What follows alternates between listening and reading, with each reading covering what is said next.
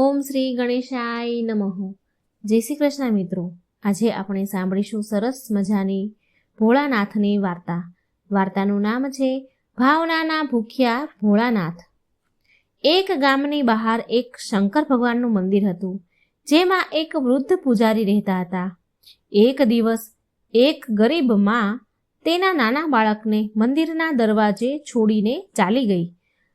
તે પૂજારીએ બહુ તપાસ કરાવી તે બાળકને પરિવારની, પણ કોઈ ખબર ન પડી. જ્યારે ગામના માણસોએ પણ તે બાળકનું પોષણ કરવા માટે કોઈ તૈયાર ન થયું, તો પૂજારીએ શંકર ભગવાનની ઈચ્છા સમજીને તેની પાસે તે બાળકને રાખી લીધો અને તે બાળકનું નામ પૂજારીએ માધવ રાખી દીધું. ગામના શ્રદ્ધાળુ ભક્તો પાસેથી મળતું તેનાથી શંકર ભગવાનના મંદિરના પૂજારી અને તે બાળકનું ગુજરાન ચાલતું. અને જો કોઈ દિવસ ઓછું પડી જાય તો ભગવાનને થાળ ધરાવીને બચેલું તે બાળકને આપી દે અને તે પૂજારી માત્ર ગંગાજળ પીને ચલાવી લેતા. આમ ધીરે ધીરે માધવ મોટો થઈ રહ્યો હતો અને હવે માધવ પૂજારીના કામમાં હાથ વધારતો હતો, પૂજારીના કામ કરાવતો હતો. એટલે વૃદ્ધ પૂજારીને આરામ મળતો. એટલે પૂજારીજી માધવને મંદિરની સાફ સફાઈ, શંકર ભગવાનની પૂજા, થાળ ધરાવવાના અને આરતી કરવાની બધી વિધિ સારી રીતે સમજાવી દીધી. હવે પૂજારી પોતે ભગવાન શંકરના નામ જાપ, ભજન કીર્તન કરવામાં સમય વિતાવા લાગ્યા. એકવાર શંકર ભગવાનના પવિત્ર નામ જાપ કરતા તેણે પ્રાણ છોડી દીધા. હવે માધવનું આ સંસારમાં ભગવાન શિવ સિવાય કોઈ રહ્યું નહીં. માધવ પૂજારીજીની કહેલી 3 વાતો ક્યારેય ભૂલતો ન હતો. તેમાં પહેલી વાત છે શંકર ભગવાનને તાજી ગરમ બનાવેલી રસોઈનો જ થાળ ધરાવો. બીજી વાત કે શંકર ભગવાનને થાળ ધરાવ્યા વગર કંઈ પણ વસ્તુ ખાવી નહીં. અને ત્રીજી વાત કે શંકર ભગવાન પર વિશ્વાસ રાખવો, ક્યારેય કોઈ પણ વસ્તુનો સંગ્રહ ન કરવો, વાસી ભોજનનો પણ નહીં. જો કોઈ ભક્તો પહેલેથી જ બનાવેલું ભોજન અને મીઠાઈ મંદિરમાં લઈ આવે તો બાળક માધવ તેને ગરીબોમાં વહેંચી દેતો અને તે તાજી બનાવેલી રસોઈ ભગવાનને થાળ ધરાવતો અને પછી જ પોતે પ્રસાદ ખાતો અને પછી પ્રસાદ બધામાં વધે વહેંચી દે. જો રસોઈ બનાવવા માટે સામગ્રી ન પણ હોય તો શંકર ભગવાન અને માધવ માત્ર ગંગાજળ પીને ચલાવી લેતા. એકવાર વરસાદની ઋતુ આવી. ખૂબ ધોધમાર વરસાદ પડ્યો અને ખૂબ વરસાદ થવાના કારણે મંદિરમાં કોઈ પણ ભક્ત આવ્યું નહીં. આમને આમ 3-4 દિવસ સુધી ચાલ્યું. એટલે માધવ અને શંકર ભગવાન ગંગાજળ પીને ચલાવી લેતા. માધવ ભગવાનને ગંગાજળ ધરાવી દે અને એ પોતે પછી પી લેતો. આમને આમ ચાલ્યું અને ભોળાનાથ માધવની સહનશક્તિની પરીક્ષા લેતા રહ્યા. પરંતુ અંતે ભોળાનાથને દયા આવી. તેના ભક્તને ભૂખ્યો તડપતો જોઈ તેનાથી રહેવાયું નહીં. પછી ભોળાનાથે એક ગરીબ નોકરનું રૂપ લીધું અને ભોજન સામગ્રીનું પોટલું લઈને વરસાદમાં પલળતા મંદિરના દ્વાર પર આવ્યા. ભગવાને નોકર બનીને બૂમ પાડી માધવને બોલાવે છે અને તેના હાથમાં સામગ્રીનું પોટલું આપતા કહ્યું, આ શેઠજીએ આ ભોજન સામગ્રીનું મોકલાવી છે. આનું ભોજન બનાવી ભગવાનને થાળ ધરાવો અને તમે પણ જમી લો. હું કાલે પાછો આવીશ. ભક્ત માધવે તેને આશીર્વાદ આપીને વિદાય કર્યા. પછી માધવે સૂકા લાકડા સળગાવીને ગરમ રસોઈ બનાવી અને ભોળાનાથને થાળ ધરાવ્યો. આ આખી વરસાદની ઋતુમાં ભગવાન ભોળાનાથ નોકરનું રૂપ લઈને ભક્ત માધવને ભોજનની સામગ્રી દેવા આવતા રહ્યા અને પોતે પણ ગરમ રસોઈને ખાતા રહ્યા અને માધવ પણ જમતો રહ્યો. પણ એક દિવસ ભક્ત માધવે વિચાર્યું, શેઠજીને ભોજન સામગ્રી મોકલાવતા 4 મહિના થઈ ગયા છે. આ નોકર તો રોજ શેઠજીના કહેવા પ્રમાણે સામગ્રી આપી જાય છે, પણ તે પોતે મંદિરમાં ભગવાનનો પ્રસાદ લેવા માટે નથી આવતા. અને જ્યારે બીજા દિવસે ભગવાન નોકરના રૂપમાં ભોજન સામગ્રી દેવા આવ્યા તો માધવે તેને કહ્યું, ભાઈ, તમારા આટલા ધર્માત્મા શેઠજી ક્યારેય પોતે મંદિરમાં પ્રસાદ લેવા કેમ નથી આવતા? અને તે કારણે મારા હૃદયમાં બહુ દુઃખ થાય છે. તમે તમારા શેઠજીને કહેજો કે કાલે તે શંકર ભગવાનના મંદિરમાં પ્રસાદ લેવા માટે જરૂર આવે. ભક્ત માધવની વાત સાંભળી નોકર બનેલા ભગવાન બોલ્યા. શંકર ભગવાન ચોંકી ગયા માધવની વાત સાંભળી અને માધવને કહ્યું કે પૂજારીજી, શેઠજી મારા દ્વારા તમને ભોજન સામગ્રી મોકલાવે છે અને તમે એનાથી ભગવાનને પણ થાળ ધરાવો છો અને તમે પણ પ્રસાદનો લાભ મેળવો છો, તો પછી શેઠજીને વચ્ચે બોલાવવાની શું જરૂરત છે? જેમ ચાલે છે તેમ ચલાવવા દો ને. આ સાંભળી માધવ બોલ્યો, આમ તો કેમ ચલાવી લઉં?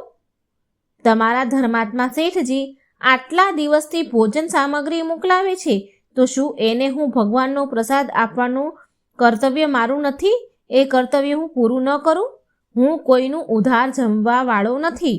તમે તમારા શેઠજીને કહી દેજો કે જો કાલે ભગવાન ભોળાનાથનો પ્રસાદ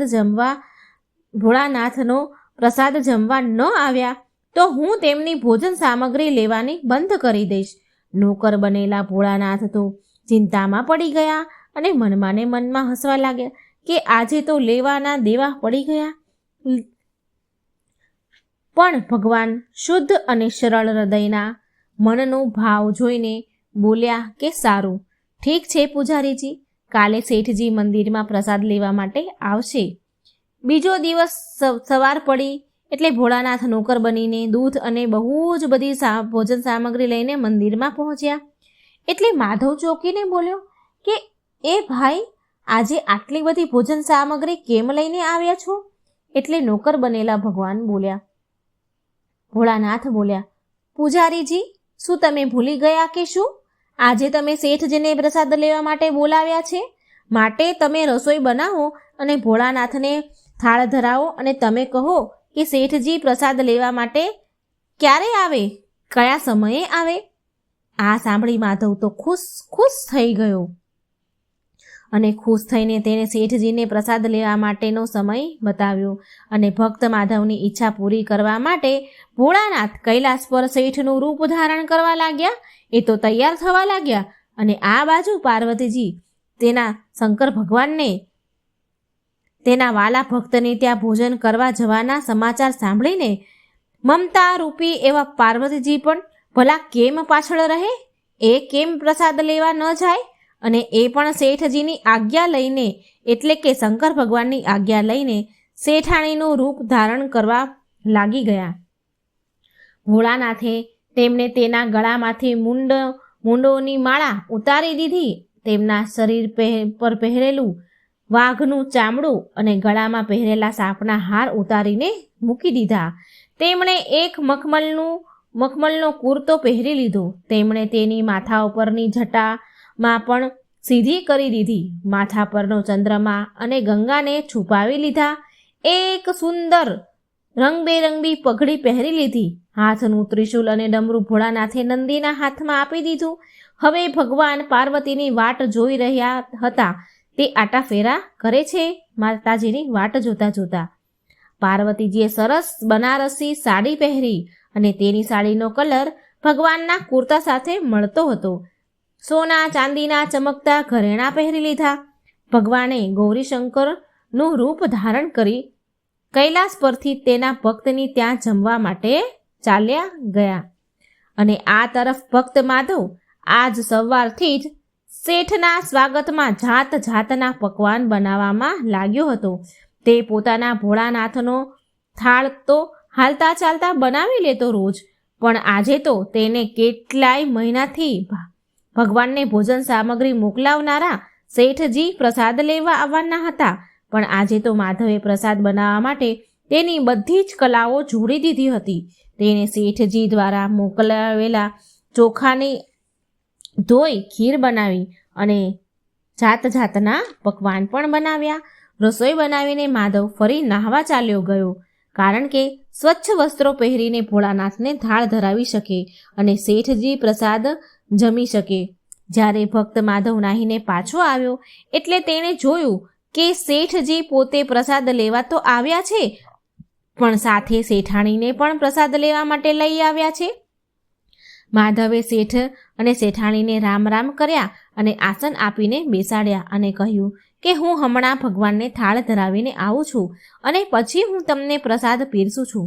ભાવનાના ભૂખ્યા ભોળાનાથથી ભૂખ સહન થઈ રહી ન હતી. બહુ ભૂખ્યા થયા હતા, માટે તે બોલ્યા કે પૂજારીજી, ભગવાનને જલ્દી થાળ ધરાવો ને, મારાથી ભૂખ સહન નથી થતી. માધવ બોલ્યો, શેઠજી, ભૂખ તો મને પણ બહુ જોરથી લાગી છે, પણ હું મારા ભૂખના કારણે ભગવાનને થાળ ધરાવવાનો નથી ભૂલતો. જો દુનિયાના બધા જ લોકો પોતાના ભૂખને માટે ભગવાનને ભોગ લગાવવાનું ભૂલી જાય તો ભગવાન તો ભૂખ્યા જ રહી જાય ને. શેઠજી બનેલા ભોળાનાથ એક પતરાળી ઉઠાવી અને બોલ્યા, પૂજારીજી, તમે ભગવાનને થાળ ધરાવો, હું અહીં પતરાળી પીરસું છું, મારાથી ભૂખ સહન નથી થતી. ભક્ત માધવ શેઠજી બનેલા ભોળાનાથને ખખડાવે છે, બહુ ખીજાય છે અને ગુસ્સો કરીને બોલવા લાગ્યા કે શેઠજી, ભગવાનના કામમાં તો ન ઉતાવળ ચાલે કે ન કંજૂસી ચાલે. હું જ્યાં સુધી ભગવાનને થાળ ન ધરાવું ત્યાં સુધી તમે રસોઈ પાસે ફરકતા પણ નહીં. આ એક બાજુ બેસી જાઓ અને ઓમ નમઃ શિવાયના જાપ કરો. હું હમણાં જ આવું છું અને તમને પેટ ભરીને જમાડું છું. શેઠજી બનેલા શિવજી તેના ભક્ત માધવના ગુસ્સો સાંભળીને એક બાજુ આસન પર બેસી ગયા. શેઠાણી બનેલા પાર્વતીમાં ભોળાનાથની આવી દશા જોઈ બહુ મુશ્કેલીથી તેની હસી રોકી રહ્યા હતા. તે તો મનમાં બહુ હસી રહ્યા હતા. પણ જેવો જ ભક્ત માધવ પતરાળીમાં પ્રસાદ લઈને ભોળાનાથને થાળ ધરાવવા માટે મંદિરમાં ગયો તો ભગવાન શંકર પાર્વતીજીને મૌન રહેવાનું કહી ઈશારો કરીને ચૂપચાપ રસોડામાં તેણે પગ મૂક્યો. રસોઈ ઘરમાં પહોંચી ગયા અને તેમણે એક એક પકવાન ઉઠાવીને ચાખવાનું શરૂ કરી દીધું. ભોળાનાથ તો પ્રસાદ જોઈને હેરાન રહી ગયા. ખીરમાં તો ખાંડની જગ્યાએ મીઠું નાખી દીધું હતું, શાકમાં તો ખાંડ નાખી દીધી હતી. જેવા ભોળાનાથે રોટલીનો ટુકડો મોઢામાં મૂક્યો તો સિસકારા કરવા લાગ્યા, કારણ કે રોટલીમાં તો મરચું નાખેલું હતું. તે સિસકારા કરતા રસોડામાંથી ભાગીને બહાર આવીને તેના આસન પર બેસી ગયા ચૂપચાપ. મા પાર્વતીજી તેના સ્વામી ભોળાનાથની આવી હાલત જોઈને ખિલખિલાટ હસવા લાગે છે. ખિલખિલ કરીને હસવા લાગ્યા. ભોળાનાથ પાર્વતીજીને કઈ સફાઈમાં કહે, કઈ વાત કરે તે પહેલા તો ભક્ત માધવ ઓમ નમઃ શિવાય મંત્રનો જાપ કરતા પહોંચી ગયો. રસોઈમાં ભોગ મેળવીને તેને પવિત્ર બનાવી દીધી. રસોઈમાં જે ભગવાનને થાળ ધર્યો હોય એ બધી રસોઈમાં મેળવ્યો અને રસોઈને પવિત્ર બનાવી. પછી માધવ શેઠજીની સામે પતરાળી પીરસીને હાથ જોડીને બોલ્યા કે શેઠજી, તમે હવે પેટ ભરીને પ્રસાદ જમી લો. ભોળાનાથ હજી હમણાં જ તેના ભક્તની ભક્તિથી બનાવેલી રસોઈ ચાખી લીધી હતી અને ઉપરથી તે ભોજન કરવાની વાત સાંભળીને તેમનો તો પરસેવો છૂટવા લાગ્યો. તે ક્યારેક માધવનું મોં જોવે તો ક્યારેક પાર્વતીજીના મુખ સામું જોયા કરે. માધવને શેઠજીની ઢીલ સહન ન થઈ અને બોલ્યો કે શેઠજી, હવે તમને શું થઈ ગયું? હમણાં તો તમે ઉતાવળા થઈ રહ્યા હતા જમવા માટે અને હવે તમે કેમ નથી જમી રહ્યા? તમે જમશો તો શેઠાણીજી જમશે અને પછી હું પ્રસાદ લઈશ ને. માધવની વાત સાંભળી ભોળાનાથ ચૂપચાપ ખીરનો વાટકો ઉપાડ્યો અને બધી જ ખીર ફટાફટ ખાઈ ગયા. વાટકો ખાલી થાય ફરી માધવ વાટકો ભરી દે, ફરી ખાલી થાય ફરી ભરી દે. તેના ભક્તના પ્રિય હાથનો પીરસેલો થાળ ભગવાનને આજે બમણો સ્વાદ આવી રહ્યો હતો. માધવ ખીર પીરસતો ગયો અને ભોળાનાથ પીતા ગયા. માતા પાર્વતી ભક્ત અને ભગવાનનો પ્રેમને જોઈને મંત્રમુગ્ધ થઈ ગયા અને તે જોતા જ રહી ગયા. જ્યારે બધી રસોઈ સમાપ્ત થઈ ગઈ એટલે ભોળાનાથ જોરથી એક ઓડકાર ખાધો. માધવને હોશ આવ્યો અને બોલ્યો, હું જ ગાંડો હતો કે આટલી થોડી રસોઈ બનાવી. મને જો ખબર હોત કે તમને પ્રસાદ જમવાનો આટલો બધો શોખ છે, તમને રસોઈ આટલી બધી ભાવે છે તો હું વધારે બનાવત. ભોળાનાથ તેમને પેટ પર હાથ ફેરવતા શેઠાણી બનેલા પાર્વતી સામે હસતા બોલ્યા કે પૂજારીજી, હું ક્યાં રોજ આટલું બધું જમું છું, પણ આજે પ્રસાદ એટલો બધો સ્વાદિષ્ટ હતો કે મને કંઈ ભાન જ ના રહ્યું. મેં કેટલું ખાધું અને ખાતો જ રહ્યો. પણ તેટલામાં માધવ બોલ્યો કે શેઠજી, તમે તો એ બરાબર કહ્યું, પણ શેઠાણીજી તો ભૂખ્યા જ રહી ગયા, બધું તમે જમી ગયા. મમતામય પાર્વતીજીથી માધવનું આ ઉદાસ મોં જોવાયું નહીં. તેમણે બચેલી ખીરમાંથી 4 ચમચી ખીર ખાધી. ભોળાનાથ દ્વારા ભોગ લગાવેલા પ્રસાદમાં અદ્ભુત અનોખો સ્વાદ ભળી ગયો હતો. આવી સુગંધિત મીઠી ખીર ખાઈને મા પાર્વતી તૃપ્ત થઈ ગયા અને તેના તૃપ્ત થતાં જ સૃષ્ટિના બધા જ પ્રાણી જીવ તૃપ્ત થઈ ગયા.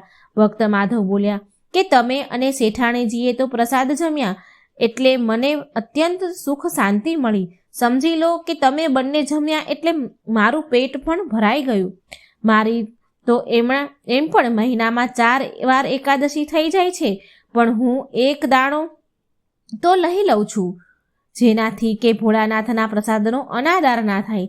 આમ કહીને જેવો જ માધવ પતરાળીમાંથી એક ચોખાનો દાણો તેના મોંમાં મૂક્યો તો તેની જન્માંતરની ભૂખ તરસ મટી ગઈ. બધી જ ઈચ્છાઓ તૃપ્ત થઈ ગઈ. તેનો જ્ઞાનની આંખો ખુલી ગઈ અને તેણે જોયું કે તેની સામે ત્રિલોકના નાથ ભગવાન શંકર અને જગત જનની માતા પાર્વતી ઊભા છે. પાર્વતી માએ આશીર્વાદ આપતા ઊભા હતા. માધવ દોડીને તેમના ચરણોમાં પડી ગયો અને બોલ્યા, આજે પ્રભુ તમારા દર્શન પામીને હું ધન્ય થઈ ગયો. તો મિત્રો, આ હતી ભાવનાના ભૂખ્યા ભોળાનાથની વાર્તા. જો તમને સારી લાગે તો મારી ચેનલને લાઈક, સબસ્ક્રાઈબ અને શેર જરૂર કરજો. ભગવાનનું નામ કમેન્ટ બોક્સમાં જરૂર લખજો. જય શ્રી કૃષ્ણ. રાધે રાધે. Thank you.